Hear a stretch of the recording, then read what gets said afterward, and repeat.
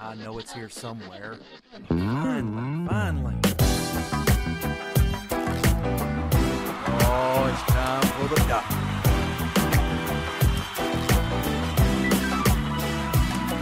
You're listening to Dr. Bill, the computer curmudgeon. Take it away, Doctor. Well, it's that time again, and the doctor is in. It's time for another Dr. Bill, the computer curmudgeon netcast. And I trust you are having a great time with your tech this week. Woo! I tell you, there's been a lot of cool stuff going on in the tech world, and I have not blogged a lot about it. It's the truth. I'm sorry. I've been so busy at work. I mean, man, we got stuff going on at work. It's cool stuff. Techie stuff, but it's keeping me busy. And by the time I get home, you know, when I would normally sit down and blog a bunch of stuff, I'm like, dude, I'm tired. Let me just veg out here in front of the TV, and I just plop myself down and do nothing. And you know what? Sometimes that's a lot of fun to just do nothing. And actually, no, that's not entirely true. My wife's computer messed up. I had to rebuild that. I got all kinds of other laptops I needed to rebuild. I had to take another system apart. Yeah, okay. So I didn't just sit out in front of the TV and watch TV. I was doing all that other stuff at the same time I'm watching, doing all, you know, whatever. You know, you understand. Just saying. So anyway, so I got to blog a little bit this week. One of the things I did was that I did a little entry here on Google. Google has what they call Google Doodles. Hard to say. Google Doodles. Which are the little thingies that they put at the top of the screen that usually spell out Google in very odd and creative ways. Well, this time they spelled it out with Star Trek characters. Dude, right down my alley. I had people emailing me going, hey, Dr. Bill, have you seen this? This is cool. And it was cool. So I took a few screenshots and I put them in the blog. They had Shatner's toupee. They had the red shirt guy who knew he was about to be, you know, hurt down on the planet. When you beam him down, right before you do, the red shirt guy is sweating it. When you click on him or kind of hover over him, you know, he was like, sweat. Oh, man. So then you click on the transporter console, it beams you down to the planet. There's what I call Kirk's Rock. There was a lot of episodes that showed this one rock out in, I don't know, Arizona or somewhere, wherever they film.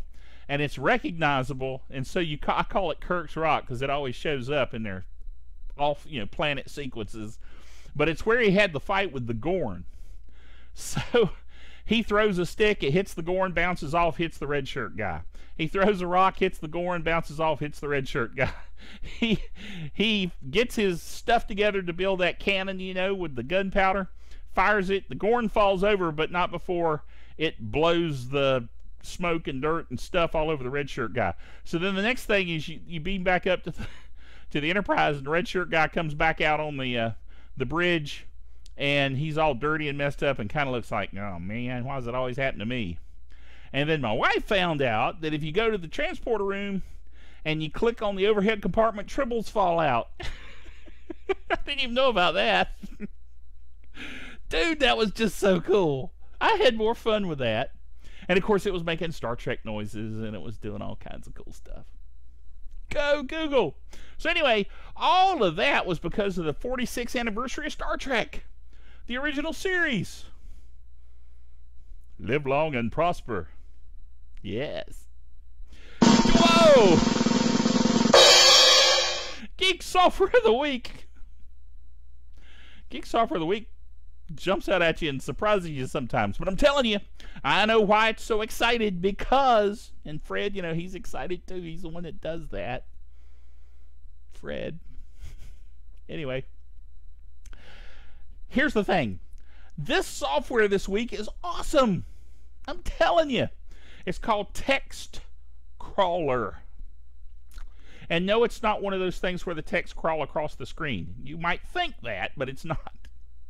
No, this is like a search and replace across multiple files thing. And it's software that I really needed pretty desperately, because I had a whole directory full of text files and all of them different, but there was an element in each one and I need to replace it with the same thing, that element that was the same. Did I make that clear? I had about 20 text files, all of which had one line in them that were the same, but it was the wrong information, and I need to replace it with the right information. Does that make it better? Maybe? Anyway, it was a global search and replace in multiple files. See, would have been one thing if it was in one file. You open the file, you do a global search and replace, okay, you're done. This was multiple files. You'd have had to open, find it, replace it, close it, open the next one. So I'm saying to myself, there's got to be a better way. And there is. It's this software text crawler. It is free. Free. I like that. Free is good. You download it, you install it, very simple, and then you point it to the directory. You tell it that it's a TXT file extension. You tell it, find this phrase and replace it with this phrase. Click, doop, you're done. Dude, how cool is that? Fast search and replace, simple to use interface, flexible search parameters, text extractor, rip text into a new file, post-process extracted text, sort, remove duplicate lines, remove white space, search and replace using regular expressions, create sophisticated searches, regular expression, test tool, regular expression library, save your searches, create backup files, and on and on and on and on and on. It's awesome, I'm telling you. And it's like I said, you know, there's certain software that's been Geek Software of the Weeks that I always put every time I install a new build of, you know, a new system, like VLC, PS Pad, you know, certain programs that are free that I always have to have, the GIMP, certain things that are just kind of my software that I want, LibreOffice, you know what I'm saying? All these things that are just too cool not to have. Well, this one is going into my list of too cool not to have. I want it on every system I got. That's how cool it is. I'm just telling you. Check it out. Okay. Next item. Actually, before I do the next item, let me remind you that our sponsor this week, our beloved sponsor, is Roku. You hear me talking about Roku all the time.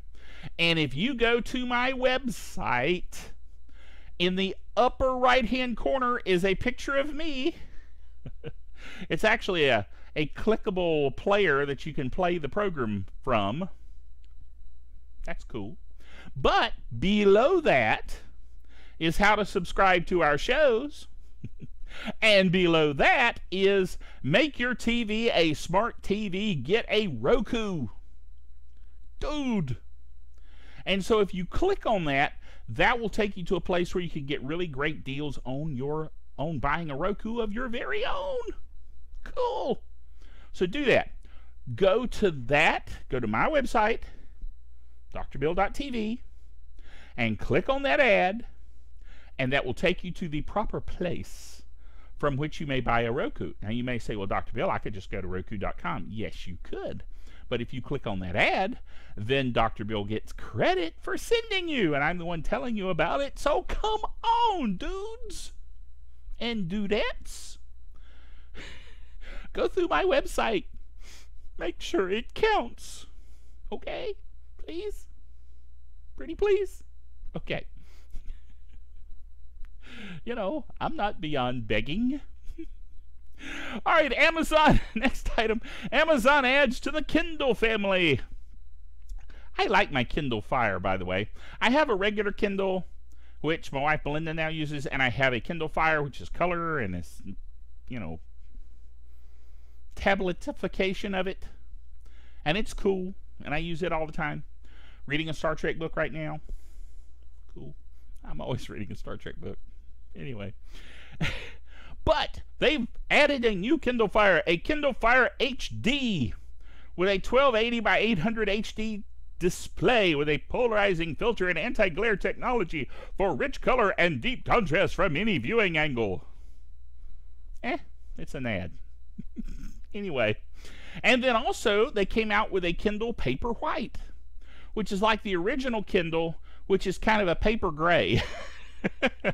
It's gray with gray text, which is not as clear as black text on a white background.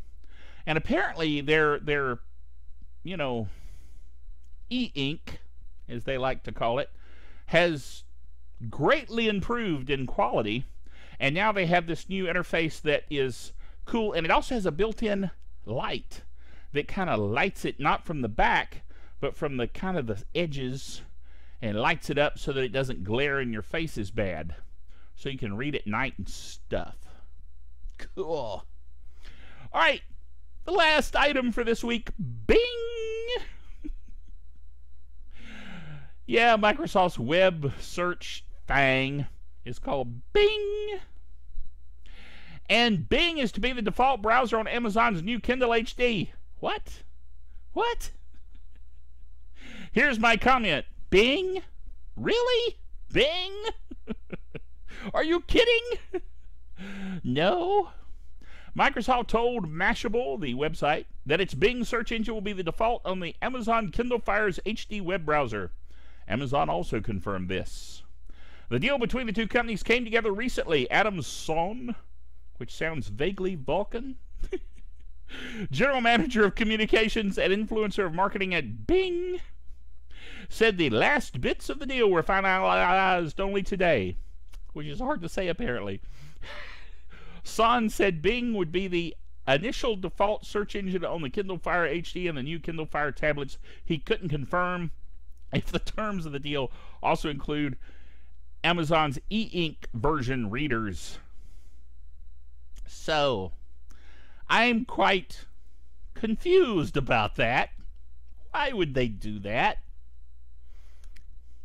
I guess Amazon is competing with Google, and so Google is the one with a search engine, and so they said we got to find another search engine, and the next search engine in line would be Bing, and so they said, okay, we'll go with Microsoft.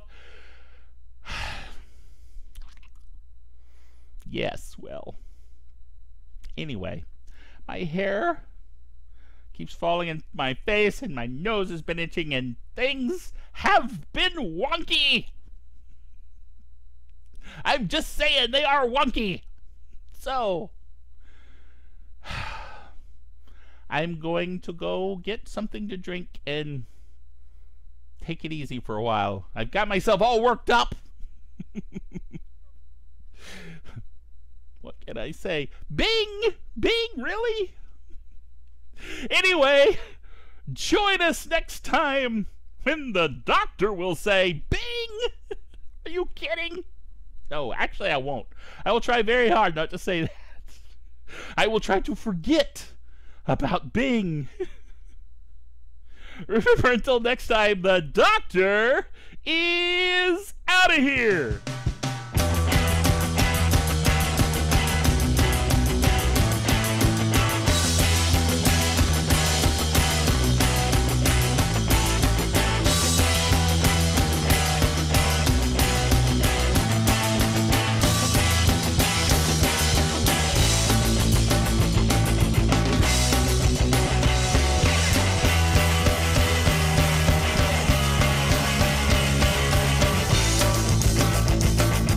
Dr. Bill, the Computer Curmudgeon, is a production of drbillbailey.net with all the honors, rights, and privileges thereunto appertaining.